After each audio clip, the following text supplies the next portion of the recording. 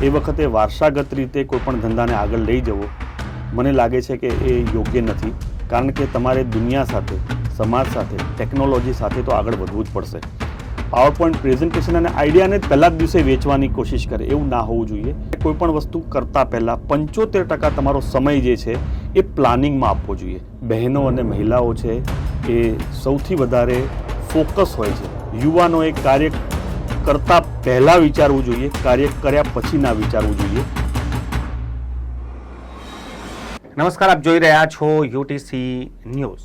આપણે કોઈ પણ કામ જ્યારે શરૂ કરતા હોઈએ કે આપણું કામ કંઈ પણ ચાલતું હોય તો સફળતા ત્યારે મળે છે જ્યારે એમાં પ્રશાસનિક જે વહીવટ હોય છે એ સારી રીતે થતું હોય, એટલે કે મેનેજમેન્ટ.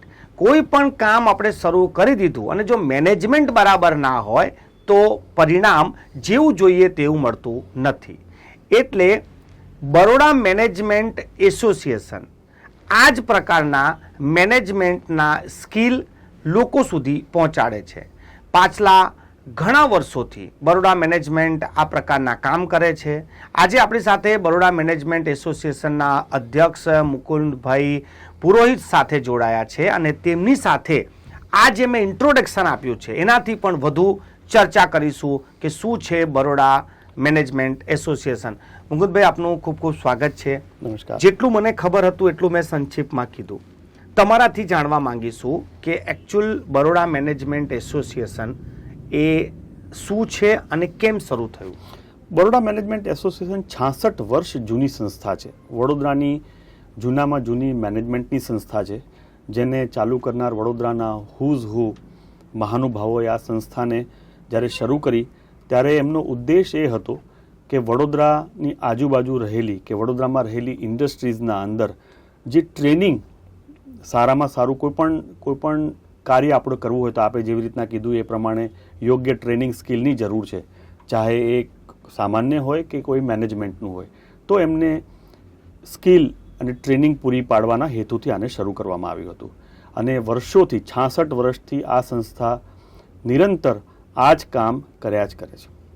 મુકુંદભાઈ, જે રીતે તમે કીધું કે ટ્રેનિંગ અને સ્કિલની જરૂર પડતી હોય છે, પરંતુ હજી પણ આપણા દેશમાં જેટલું અમને ખબર છે કે કોઈ પણ જ્યારે કોઈ વ્યવસાય શરૂ કરે તો કે તો એ મેન્યુફેક્ચરિંગ પર વધારે ફોકસ કરે છે કે તો માર્કેટિંગ પર ફોકસ કરે છે. સ્કિલ કેવી રીતે ડેવલપ થાય, મેનેજમેન્ટ કેવી રીતે થાય, એની પર તમને લાગે છે કે હજી પણ ઘણું કરવાનું બાકી છે?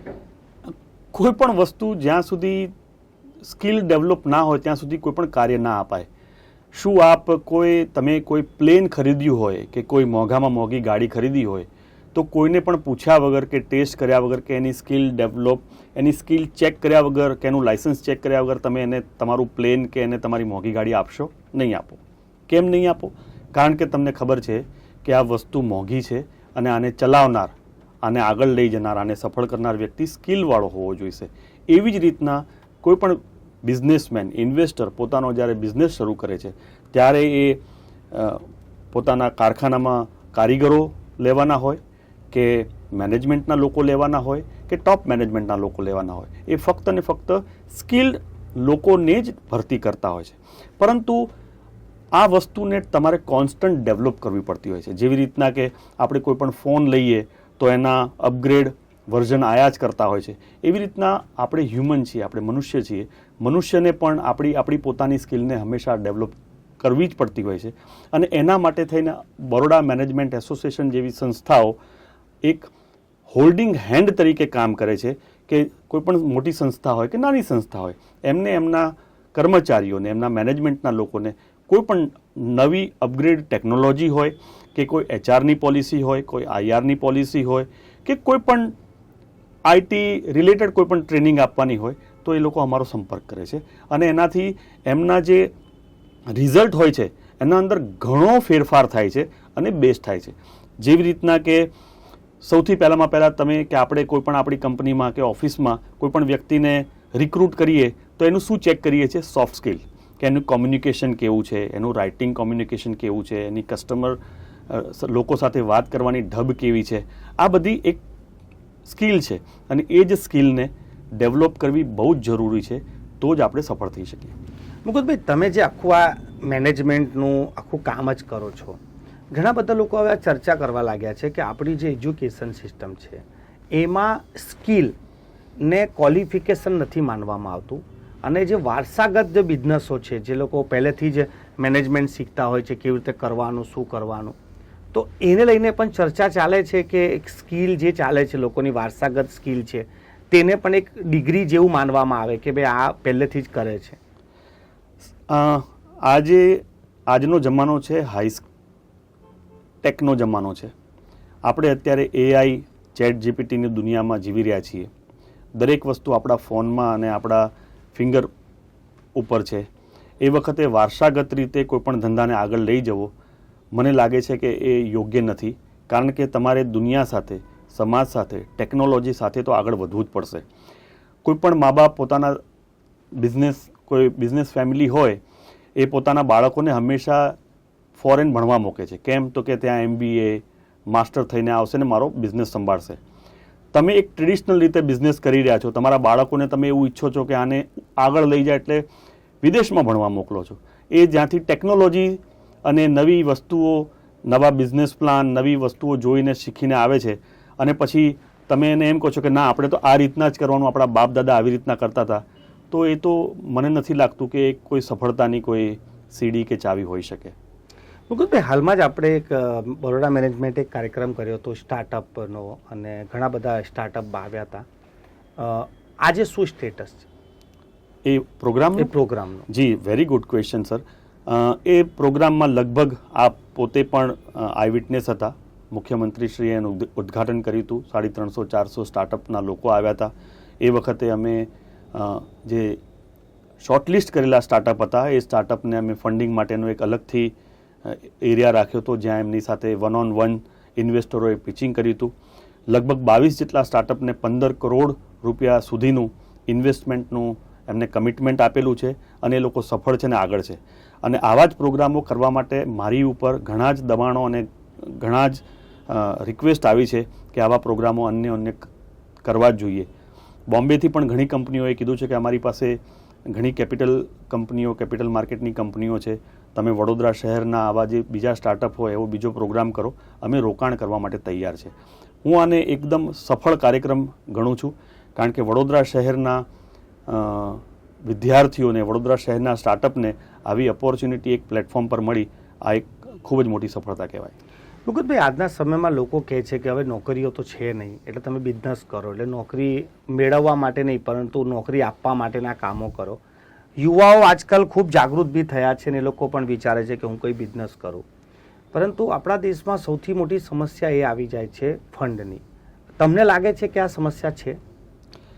કોઈ પણ સારો આઈડિયા હોય, કોઈ પણ તમારી પાસે એ કામ કરવાની ધગશ હોય, તમારી પાસે એ કાર્ય પૂરું કરવાનો પ્રોપર પ્લાનિંગ હોય, તો ફંડ આપવાવાળા ઘણા લોકો છે, પૈસા આપવાવાળા લોકો છે. મેં એવા પણ સ્ટાર્ટઅપ કે એવા પણ બિઝનેસમેન જોયા છે જે ફક્ત પાવરપોઈન્ટ પ્રેઝન્ટેશન બનાવે અને એમને ફંડ જોઈએ છે, અને પાવરપોઈન્ટ પ્રેઝન્ટેશન અને આઈડિયાને પહેલા જ દિવસે વેચવાની કોશિશ કરે. એવું ના હોવું જોઈએ. કોઈ પણ સ્ટાર્ટઅપ, કોઈ પણ બિઝનેસમેનને પોતાનો 3 years, 5 years, 10 yearsનો પ્લાન હોવો જોઈએ, એનો એક્ઝિટ પ્લાન હોવો જોઈએ. એ કઈ પ્રોડક્ટને, કઈ સર્વિસને એ રિપ્લેસ કરી શકે છે એનું એની પાસે પ્રોપર પ્લાનિંગ હોવું જોઈએ. એના ફાઉન્ડર, કો ફાઉન્ડર પ્રોપર હોવા જોઈએ. સબ્જેક્ટનું નોલેજ હોવું જોઈએ. આ બધું હોય તો સફળતા થાય છે સર. આપણા નજરની સામે આપણે ઇન્ડિયાના એટલા બધા સ્ટાર્ટઅપને સફળ થયેલા જોયેલા છે કે આપણે ઓલા ઇઝ અ ઇન્ડિયાઝ સ્ટાર્ટઅપ, એવા ઘણા બધા અનનોન ઝોમેટો છે, એ બધા ઇન્ડિયાના સ્ટાર્ટઅપ જ છે જે આજે $multi-million કંપનીઓ બની ગઈ છે. એટલે answering your question, yes, if you have a proper plan, if you have a proper business plan, if you have a long term plan, તો જરૂર સફળતા મળે છે. સાહેબ, એક સવાલ એવો પણ છે કે આજે ભારતની વસ્તી જે પ્રમાણે યુવાઓનો દેશ છે, તો એમાં મોટા પાયે યુવા એવા પણ છે કે જે લોકો હાઈ ક્વોલિફાઈડ નથી. એ લોકો ગ્રેજ્યુએશન કર્યું હોય કે પછી 10th 12th હોય, પહેલાંના જમાનામાં ITI લોકો કરી લેતા હતા. તો એ પ્રકારની જે સ્કિલવાળા વ્યક્તિઓ છે એમના માટે ફ્યુચરમાં શું કરી શકે, કયા સ્કોપ છે કે લોકો કયા સર્વિસ સેક્ટરમાં જઈ શકે? સર, કોઠાસૂઝ છે ને બહુ મહત્વની વસ્તુ છે. આપણા ઘરડાઓ કહેતા હતા કે ભણ્યો છે પણ ગણ્યો નથી એ હકીકત છે એમ કે ભલે તમે ભણેલા હો, વિદેશમાંથી ડિગ્રીઓ લીધી હોય કે દેશમાંથી ડિગ્રીઓ લીધી હોય, પરંતુ મેં એવા લોકો જોયેલા છે કે જે PhD હોય ને મહાન હોય, પરંતુ એમની કોઠા શું જ નથી હોતી અને એ આગળ નથી વધી શકતા. મેં એવા પણ લોકોને મળેલો છું કે જેમનું ક્વોલિફિકેશન બહુ જ ઓછું હોય છતાં બી આજે કરોડો અજબોનો બિઝનેસ કરતા હોય. તો ઓપોર્ચ્યુનિટી એક એવી વસ્તુ છે ને કે તમને ગ્રેબ કરતા આવડવી જોઈએ અને તમે એમાં રચ્યા પચ્યા રહો તો તમે ગમે ત્યાં જઈ શકો છો. એવા ગુજરાતના બી હું નામ નહીં લઉં, એવા ગુજરાતના ઘણા લોકો એવા બિઝનેસમેન છે, બિલિયોનર્સ છે, જેમનું એજ્યુકેશન નહિવત છે છતાં બી આજે દેશ ચલાવે છે. અને એવા બી લોકો છે કે જેઓ ભણેલા ગણેલા છે છતાં બી વિદેશોમાં જઈ અને ટેક્સી ચલાવે છે.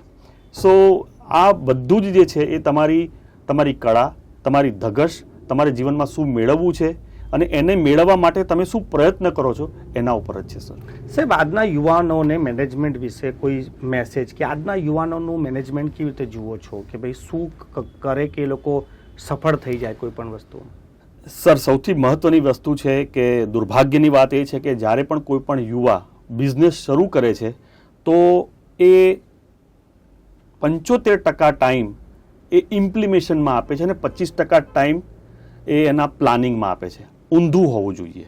તમારે કોઈ પણ વસ્તુ કરતાં પહેલાં 75% તમારો સમય જે છે એ પ્લાનિંગમાં આપવો જોઈએ. દરેક વસ્તુના તમારે મુદ્દા લખવા જોઈએ, દરેક એક્સપર્ટ જોડે એની ચર્ચા કરવી જોઈએ, તમારો પોતાનો એક્ઝિટ પ્લાન હોવો જોઈએ અને એ પ્રોપર પ્લાન તૈયાર થયા પછી જ એને ઇમ્પ્લિમેન્ટ કરવાનું હોવું જોઈએ.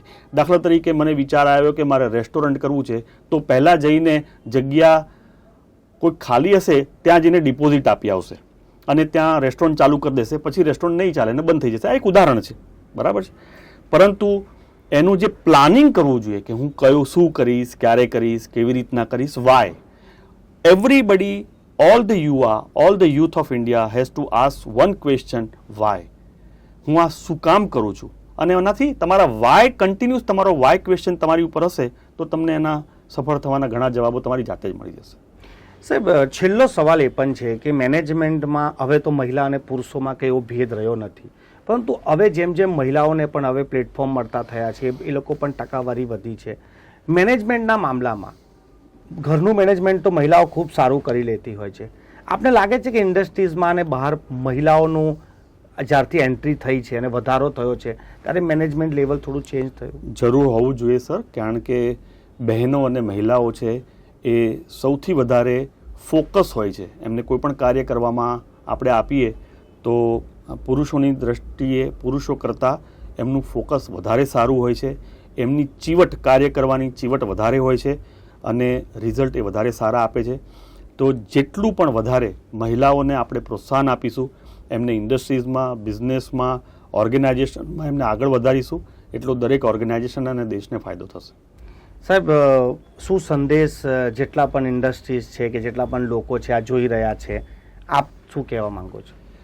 બેઝિકલી હું બરોડાની આજુબાજુના ઇન્ડસ્ટ્રીઝના લોકોને અને જે આ લોકો જોઈ રહ્યા છે એમને એક મહત્ત્વનો સંદેશ તો ના કહેવાય પરંતુ એક રિક્વેસ્ટ કરવા માગું છું કે તમારું કોઈ પણ પ્રોડક્શન હાઉસ હોય કે તમારી ઓફિસ હોય કે કાર્ય કરવાની કોઈ પણ જગ્યા હોય, એના અંદર સેફટીનું સૌથી વધારે ધ્યાન આપો. કારણ કે સેફટી એ બહુ મહત્ત્વની વસ્તુ છે, ચાહે હ્યુમન સેફટી હોય કે ચાહે તમારા પ્રોડક્શનના અંદર કોઈ પણ સેફટી હોય.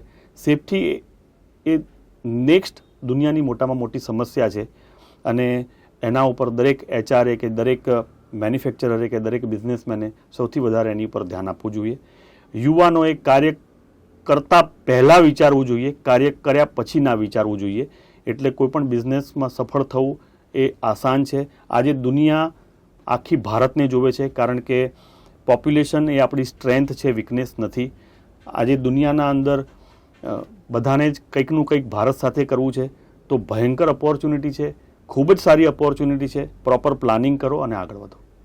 ખૂબ ખૂબ આભાર અમારી સાથે ચર્ચા કરવા માટે. આ હતા મુકુંદભાઈ પુરોહિત, જેઓ બરોડા મેનેજમેન્ટના અધ્યક્ષ છે અને આજે મેનેજમેન્ટને લગતી જે પણ વાતો તેમણે કરી છે ખૂબ જ સારી છે અને જો આમનું અનુકરણ યોગ્ય રીતે કરવામાં આવે તો કોઈને પણ સારી સફળતા મળી શકે છે.